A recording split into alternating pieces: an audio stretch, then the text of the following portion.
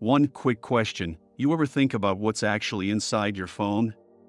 Or inside a Tesla? Or inside the missiles protecting this country? Lithium, cobalt, rare earth elements. And right now, almost all of that stuff goes through one country before it gets to us. China. The United States just did something about that problem, and honestly, it's a bigger deal than most people realize. So here's what went down on May 26th. Our Secretary of State Marco Rubio flew to New Delhi, India, and alongside India's Foreign Minister Jaishankar, he signed a landmark bilateral framework agreement on critical minerals and rare earth elements.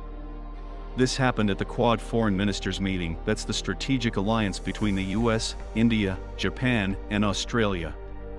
Now Jaishankar said something I want you to really hear. He said that countries like ours cannot afford to leave the materials powering our future vulnerable to single-source monopolies that could deny us these things, not just in a time of conflict, but as a leverage point against our national interests.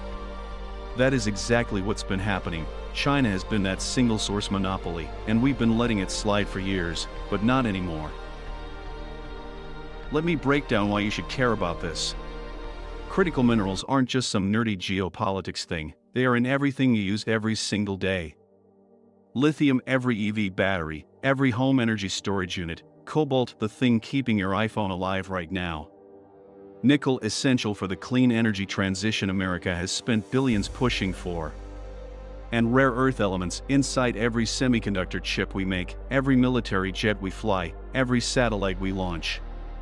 Here's the scary part: China mines roughly 60% of the world's rare earths.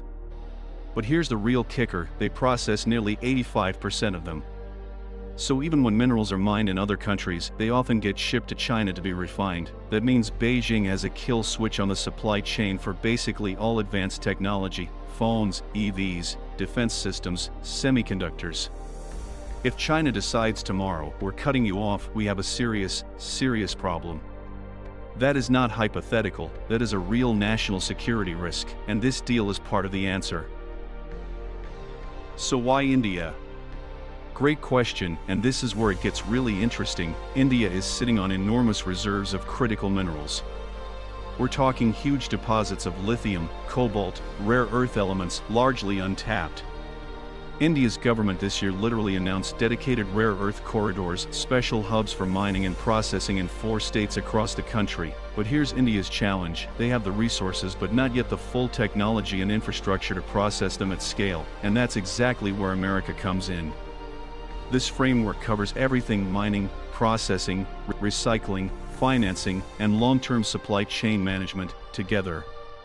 America brings the technology, the investment, the expertise, and India brings the land, the minerals, the workforce. Together, we build an alternative to depending on Beijing for the materials that run the modern world.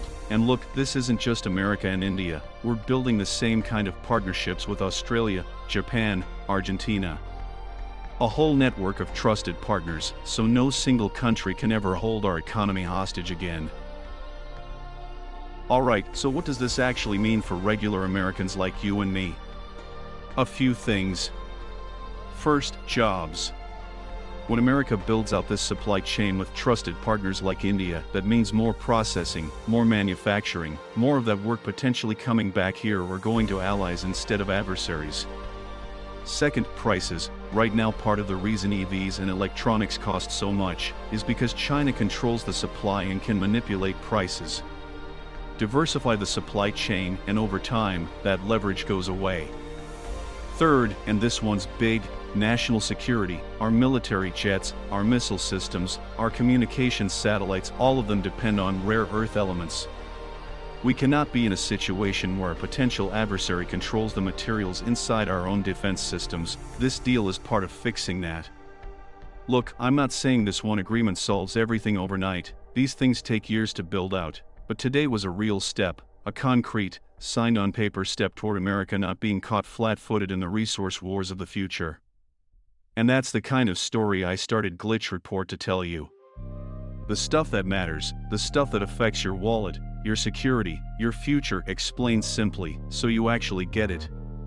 If this video made something click for you, share it, drop a comment, and let me know what story you want me to cover next. I'll see you in the next one. Until then, stay alert.